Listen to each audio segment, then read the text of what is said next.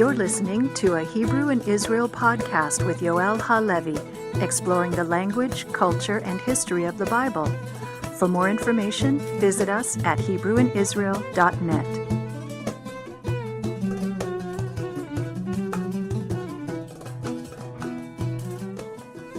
Right now is, do you want to go into the whole story of Naaman? Are we interested in this? Okay, good. So we're not going to study every single detail here because that's going to take a while, but we're going to try to do as much as we can. It's a very interesting story. I've always enjoyed reading the story because of the messages it has, because of the very interesting principles it carries with it. We're not going to do an in-depth discussion here. What we're going to do is try to go over the story as much as possible with some key details here. And we have to understand, before we even talk about this, we have to understand the relationship between Aram and Israel. The reason I say Aram and Israel and not Aram, Israel and Yehuda is because Judah was all in the mountains, deep inside there, and the Arameans had very, very little contact with them. Most of the struggle between an Israelite entity and the Arameans was only with the northern kingdom. And they were struggling over several things, including a strip of land which was in the northern eastern tribes that originally belonged to the Aramean people as well. So the tension between the northern tribes and the Arameans is very, very old. However, a very interesting thing, and this was the exam that I had over 2 weeks. Over 2 weeks ago, was a discussion about the relationship between the tribes of Israel and other kingdoms and so on. One of the very most interesting things is that there were more contacts with the Arameans that we are aware of. And one of the most important contacts that we know is from the year 853 BCE, during the times of Shalmaneser III. Shalmaneser III was the, I think he was king of the Middle Assyrian Empire. Tiglat-Pileser III, which was more in the area about 100 years after him, something like that, he actually established the Neo-Assyrian Empire. Shalmaneser III was part of the Middle Assyrian Empire, and Shalmaneser actually went out to war against a rebellion of 12 kings, which included Aramean kings, and the inscription that describes this battle, by the way, specifies that he battled against King Achav of Israel. King Achav is described with a pretty impressive army, and it's actually baffled a lot of scholars the number of chariots. It actually says 2,000 chariots, which is a huge number. I mean, 2,000 chariots for a relatively small kingdom is pretty impressive. But we know that the Northern Kingdom had a lot of sites where they had horses. We know that they had chariots. So it's not unfeasible. Also, the thing is that there's a theory that says that Judah and Edom joined the Northern Kingdom in this. And this is why, but they were all under the flag of Achav. And this is why we don't hear it wasn't really just Israel. It's Israel and a whole bunch of other groups behind them. So that's why it makes 2,000 chariots actually quite possible. But what's very interesting there is the Arameans and the Northern Kingdom joined forces in 853 BCE to stop the Assyrians. Now, the Assyrians boasted that they beat it and Israel was no more and they destroyed everyone. And everyone describes the same thing, but lo and behold, they're still there. So we have to be very, very careful with any archaeological material that we use at any given time because they tend to exaggerate. And that's actually one of the main things that we were talking about in this class was understanding these inscriptions, also the Tanakh, but also mainly understanding these different inscriptions that were discovered and what they actually mean to us in reference to what historically happened. So it's very common that someone say, oh, I got rid of all of them, and not really. And everyone does that. By the way, the article that came out about the whole thing with the Lebanese being Phoenicians and so on, and being Canaanites and so on, I mean, people have to realize that when you attack the Tanakh in that way, and you ignore the fact that many other groups of people are writing in the exact same way, assuming, taking the assumption this article used, is hypocrisy, because at the end of the day, you have to realize that this is how people wrote. But what's your point? Oh, we're trying to bash the Tanakh. Well, that makes you very petty and small and not really very professional. But in any case, there's a lot of this. There's also the description of the Battle of Kadesh from the Hittite versus the Egyptian side. They all describe it they won. They all describe it they defeated the other group. And then, at the end of the day, it's not all true. They actually both survived, and it was probably reached its goal. And in a lot of cases like that, for example, the whole story of Jerusalem being sieged by Sennacherib in 701. Even there, he never really conquered Jerusalem. How much did he actually destroy? What area did he destroy in the land of Israel? I mean, there's a lot of discussion that can exist in regards to this subject. So there's a lot of difficulty there. In any case, what's interesting here is that we are dealing with a period where the Israelites and the Arameans were battling one another. They were struggling with one another. And apparently, Naaman led a military attack on a certain territory in Israel, and they took a captive there, which happened to be a little girl.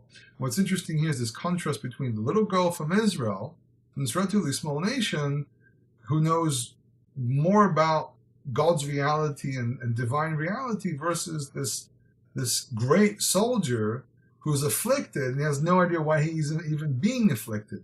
And they also had a very similar culture where they understood that if you're being afflicted with something like this, there's something going on. And he ends up learning about God and learning about the reason of things through what happens to him.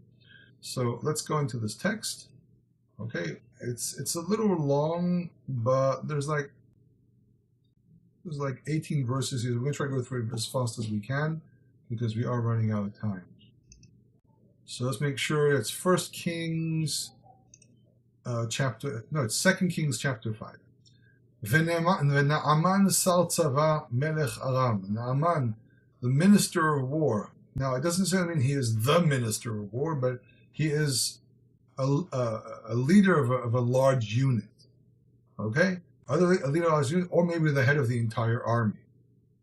The term sar tzava, by the way, if I'm not mistaken, in the book of Kings and in the book of Samuel, is used to describe the minister of war, the minister of the military.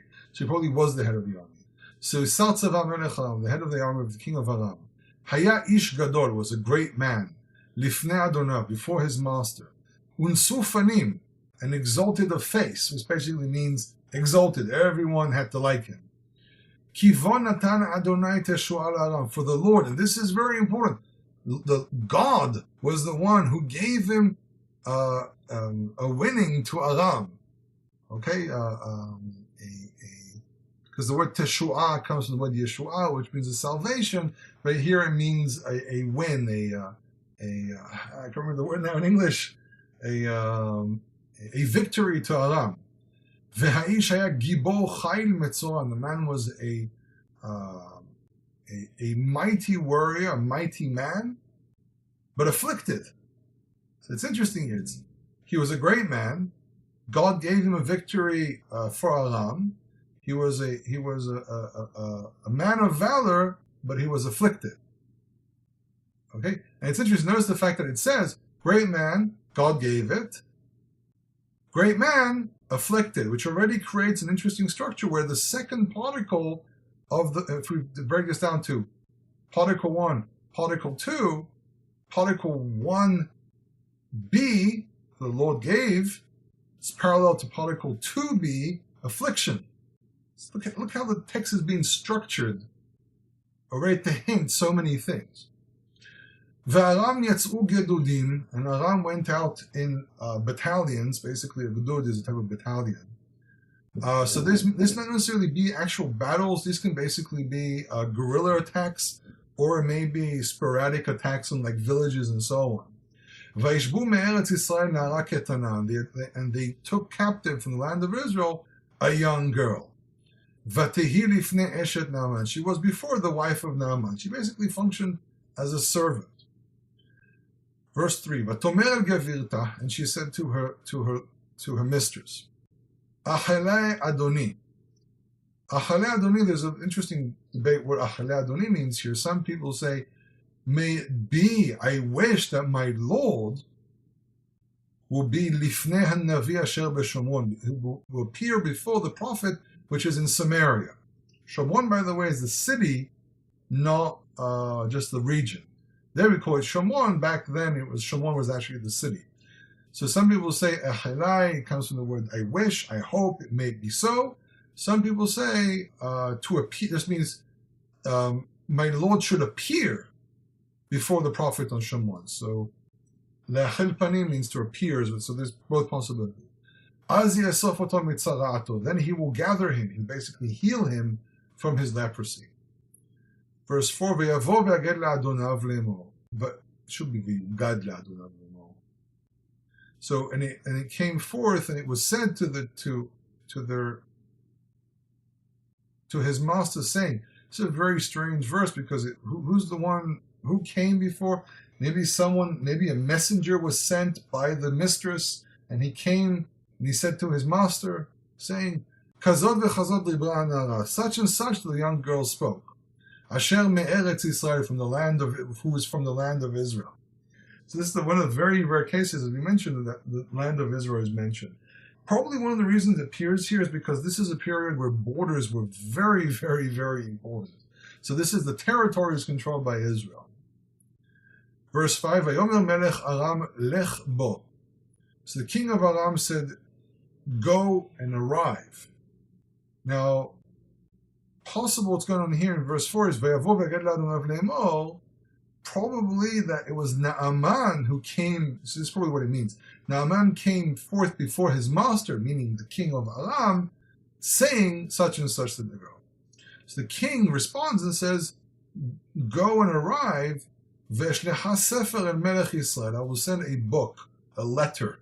The word sefer in biblical Hebrew means anything of written content, which means this is basically a letter. He's sending a diplomatic letter to the king of Israel. Vaylech veikach biyado, and he went and he took in his hand 10 kikarei chesef, 10 tallions of silver. It's a lot of money. Vesheshet alafim zahav, and 6,000 gold. This is 6,000 probably shekels of gold. These are massive quantities of treasures. Ve'eser chalifot gadim, and 10 garments, 10 suits of garments. He's actually arriving with tribute.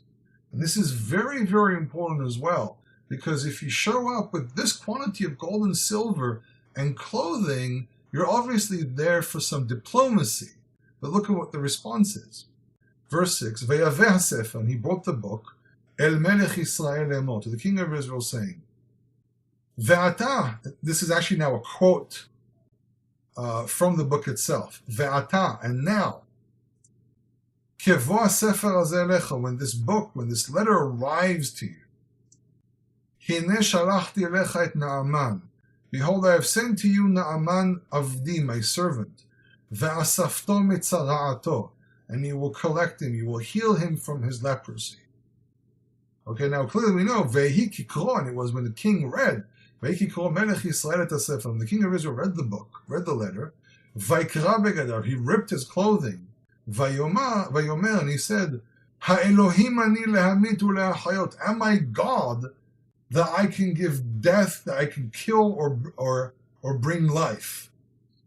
Remember that we spoke about the whole thing about leprosy being death? Same thing here. Leprosy is seen as a type of death, and he says, do I have the divine power to cause death or bring life? This is not in my hands. How would I do this? Ki zeh sholeach elai, for this king here, sends to me. But by the way, this obviously shows that Israel, the response here shows that Israel is in disadvantage. But also, it probably shows the king of Israel. History doesn't mention who the king of Israel here is, by the way. But the king of Israel is fearful that it's possible that he's fearful that this might be a ruse to go into open war against Israel because they refused a diplomatic request. For he is sending to me le'esof ish metzara'ato, to gather a person from his leprosy. Ke'ech de'una ur'u ki mit'anehu li. For it is for sure, no, please notice and see, for he's taunting me. Okay, he's taunting me with a ridiculous request. This is real. He shows up with gold and silver and everything, clothing, and this king doesn't realize this is actually a genuine request. He actually sees a man with leprosy. This is actually a peaceful diplomatic response, but it's a criticism of the kingship where the king doesn't stop and say, "Okay, we have a prophet, we have God. Let's go ask the prophet if God can help us here." No, he immediately tears his clothing. He doesn't trust anything. Oh, look at this. He just wants to go to war against me. This is also open criticism against the king. Verse 8, Vayiki Shmo Elisha Ish HaElohim, and it was when Elisha, the man of God, heard. Interesting that he's emphasized, Ish HaElohim. He's not just a prophet, he's Ish HaElohim. He is the Elohim. He is the one with the link with the power of Elohim to bring death and life. Again, it's an open, there's intricate things sewn into the text to kind of like smack the king of Israel around, across his face here. So he is Isha Elohim. He is the one with the link to God. Ki kara melech Yisrael begadav, for the king of Israel, and it was when Elisha, the man of God, heard, for the king has torn his clothing. Vaishlach el hamelech lemo, he sent to the king saying, Lama karata begadecha, why have you torn your clothing? Yavona elai, may he come to me. Ve'eda ki yesh navi b'Yisrael, he'll know that there is a prophet in Israel. There's a bit of a claim, there's a bit of criticism here about Elisha as well. Instead of saying, for he will know that there is a God in Israel, he said there's a prophet in Israel. But maybe his intent here is to say that there's a prophet, therefore there is a God in Israel. And this is a criticism to the king saying, you should listen to me, I'm a prophet, you should know, and so on and so forth. Because the king knows there is a God in Israel. He knows the God of Israel exists. But he's refusing to go listen to the prophet. And maybe that's really what's going on here, with that hint. So what happens? Naaman arrived with his horses and his chariots. And he stood at the entrance of the house of Elisha. He arrives at the entrance of the house and he awaits. This is actually a sign of respect. He awaits the prophet. He doesn't just come and knock on the door and wants to barge in. He arrives in the chariot and he waits for the prophet to come out. He is showing great restraint here because he is a very important minister and the king of Aram, and Aram is in some control of Israel right now, but he's showing respect because he understands that this is a divine issue as well. Naaman is starting to get a certain element here of understanding of maybe why he's been afflicted here. By the way, there's a claim, and the Midrash says the reason he was afflicted is because he was the man who pulled the bow and arrow that killed Achav. If you remember, it says that Achav was shot by an arrow that went through the pieces of his armor, and it pierced his body, and he died from it. And the claim is that it was Naaman that pulled the arrow, and that's why he was punished, because he killed the king of Israel. It's an interesting idea. So verse 10, Vaishlach elav Elisha, and Elisha sent to him, Malach lemor, a messenger saying, Elisha is not actually by himself showing up. He tells the messenger. But what's very interesting here as well is that it's not Gehazi. It's not his usual servant. He sends a messenger saying he's creating a deliberate disconnect between him and Naaman. And there's a claim that says the reason he did this was to make it clear that when he actually goes and washes himself, it wasn't because the prophet was present and the prophet did some magic or something, that he did the word of the prophet, which is similar to the word of God. Think about it. He sends a messenger, the same way God sends messengers to speak to man. Elisha is acting in the same way. He's sending a messenger, but the messenger is there to give a message and not act in behalf of the prophet. Why? Because the message here is to show him where this leprosy came from and how it's going to be removed. It's all oriented around God, which means that he has to disconnect himself. Because notice what Elisha also says. The messenger says, Haloch, go, v'rachatzta sheva pa'amim be'Yarden, go and wash yourself, rachatz, which is just a regular washing, 7 times in the Jordan. V'yashov b'sarcha lecha v'taher, and your flesh will return to be healthy, and you will be clean. It's interesting to say v'taher. Now, taher here means, the term can mean clear, clean, completed, and so on, but also could be used here to reference the idea of this is an uncleanliness, and this is divine. Because if you use the term clean and unclean in this sense, it's divine. He's already giving him the information. But he's not standing in front of Elisha himself. Vaiktzof Naaman vayelach. Naaman got angry and he went and left. Vayomer, and he said, Hine amarti, behold, I said, Elai yitzeh yatzo, he will surely come out to me, ve'amad, and he will stand. Ve'kara b'shem Adonai Elohav, and he'll call out in the name of the Lord his God. Ve'hinif yado el hamakom, and he'll raise his hand above the place of leprosy. Ve'asafa metzorah, the leprosy will be, and the state of leprosy, my state of being a metzorah, will be taken away. He doesn't do that. He's in complete detachment from him because he wants to show him something greater than that. And this is why, he knew that this is what was expected, that he'll show up, come out the door, do a whole hocus pocus thing. No, he wants to show him that it's not connected to magic. It's not manipulation. It's the will of God. Do my instruction do my instruction, it will happen. You'll be cured. And he says, Halotov Avna Ufarpar. For it is that Avna and Parpar, these are two names of rivers, Neharot Damascus, the rivers of Damascus, Mikol Mimei Israel, from all the waters of Israel. Halo Erchatz Bahem Vetaharti, for surely I will wash them and I will be clean. Vaifen Ve'elech Bechema, and he turned around, he went and he left with anger. And this anger is very, very important. He is extremely angry here. Verse 13, Veigeshu Avadav, his servants approached him. Vaidaberu alav, and they spoke to him. Now, usually when Vaigash is used, it's usually a negotiation. Someone's trying to negotiate with someone. Vayomhu, and they said, Avi, my father, which is a term used to indicate honor. I actually have an article about the term Avi in my old website. I actually have to move that one to the new website.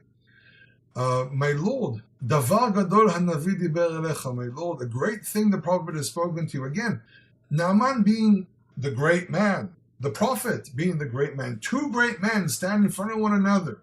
One knows, one doesn't know the truth. And it requires someone lower, someone smaller, someone simpler to cause Naaman to understand how to act correctly. In the beginning, it's that little girl. Now, it's his servants. It doesn't matter how great you are. Sometimes the answer comes from places you wouldn't expect. And this is what the servants say to him. The prophet has spoken a great thing to you. Surely you should do. You should act upon it. And he also said, for he said to you, wash and become clean. They're trying to say, it's a little thing. Go, wash yourself and become clean. Try it.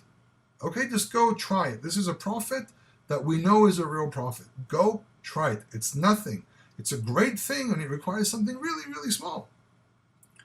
So it says in verse 14, it skips the travel towards the Jordan River. They had to travel probably a couple of hours. Vayered, and he went down. So remember the word Yarden, Yarad, it comes from the same root, to go down, because the river Jordan is low. Vayitbol. Remember, he's very angry. So instead of just washing himself, he fully immerses himself. It's the idea of, that's not enough. I have to pour the whole thing on me. I don't believe you. So he tries pouring the whole thing on him. Every time when someone exaggerates and they're angry about something, so it's not enough. They're going to do more than that. So what he has to do is to go in and kind of throw some water, wash himself, kind of scrub himself, and he'll be gone. He says, I'm going to fully immerse in the water. The anger is very important. So Vaitbol Ba'Yarden Sheva Pa'amim. He goes in and he immerses himself 7 times. Okay? He says to him, Ve'achasta Sheva Pa'amim. No, he decides to fully immerse himself. Now, there's plenty of rabbinic interpretation that says that Rachatz and Taval are exactly the same. But if you read very closely how the text is describing the situation, he's angry. So he's trying to use as much water as he can to prove Elisha wrong. Kedvar Isharim, as the word of the man of God. So this might be a bit of a thorn in my interpretation, as the prophet told him. But maybe Kedvar Isha Elohim relates to the 7 times, not the manner of how he did it. Vayashov besaro kivsar na'ar katon vayitar, and his flesh returned as the flesh of a small child, and he was purified. Verse 15, Vayashov Elisha Elohim, he returned to the man of God. Hu v'chor machaneo, he and his entire camp. Vayavo, and he came. Vayamod lefanav, and he stood before him. Vayomer, hine na yadati, for behold, for I know. Ki en Elohim bechol haaretz, for there is no God in the land. Ki im b'Yisrael, for only in Israel, for it is in Israel. This is one of them, I think, a very powerful statement of faith. And this is what is expected of a person that believes in God, the God of Israel. A declaration of faith. Not some complex conversion process and everything. Just to stand up and say, I believe in the God of Israel. And that's all it requires. This is exactly what he does. Now please take a blessing, an offering from your servant. He's humbling himself. And the prophet says, Vayomer Hai Adonai, as the Lord lives, Asher amati lefanav, which I have stood before him, imekach, if I take, Vaiftzar bo, and he begged him, he tried to convince him to take lakahat vayema'en, and he refused. Why? Because the purpose here is to teach a lesson, not make money, not to profit off of the word of God, but to make a point of faith, to make a point of belief, to understand where things come from and where they go, who's actually in control. Okay? Verse 17, Vayomer Naaman said, Velo yutan na la'avdecha, for it shall be. It's a negative that means a positive, because lo means no. It basically is asking, is it possible that your servant will be given Matzah tzemet peradim adama, the carrying of a couple of asses of earth? Basically, they're supposed to carry sacks of earth. Ki lo yaseh od avdecha, for your servant will no longer do olav vezevach leElohim achayim, a burnt offering and a peace offering, or an offering to other gods. Ki im la'Adonai, for only to the Lord. He's not going through what we can call a classic conversion, but he wants to be faithful to the God of Israel. So he wants to be able to take earth to build an altar, probably. But then he also has to put one thing down. Ladavar hazeh, but to this thing, Yislach Adonai la'avdecha, the Lord, may the Lord forgive your servant. Bevo Adoni vet rimon ishtachavot shama, when my Lord, the king, will come to Beit Rimon. Rimon, pronounced in Aramaic, Raman, was an Aramean god. Lishtachavot shama, to worship there. V'hu nish'ani al yadi, and he is aided by me. Basically, every once in a while, different ministers will join the king for services. Vishtachaveti bet Rimon, I will worship in the house of Rimon. B'shtachavayati bet Rimon, when I worship in the house of Rimon, Islach na Adonai la'avdecha, may the Lord forgive your servant badavar hazeh, by this word, by these things. He says, listen, my problem is I'm still a minister in the Aramean armies, and I still have to do my royal duties. So please forgive me for this act. But it's very interesting what happens here, for he says, Vayomer lo lech leshalom, he says to him, go in peace. Basically, he's giving him, it's okay, don't worry about it. Vaylech mito kivrat aretz, and he walked away from him a certain distance of land. This is a very interesting, a very, very interesting situation here, because not only do we have a type of conversion going on here, we also have the possibility of a person doing a sacrificial act and worshiping the God of Israel outside of the land of Israel with his own temple, which means he's not converting in the sense of the ger and the toshav and the person who dwells with Israel and becomes Israel, but he becomes a believer in the God of Israel. Today in Orthodoxy, unheard of, no such thing, and so on. But back then, there were plenty of people who believed in the God of Israel, who did not necessarily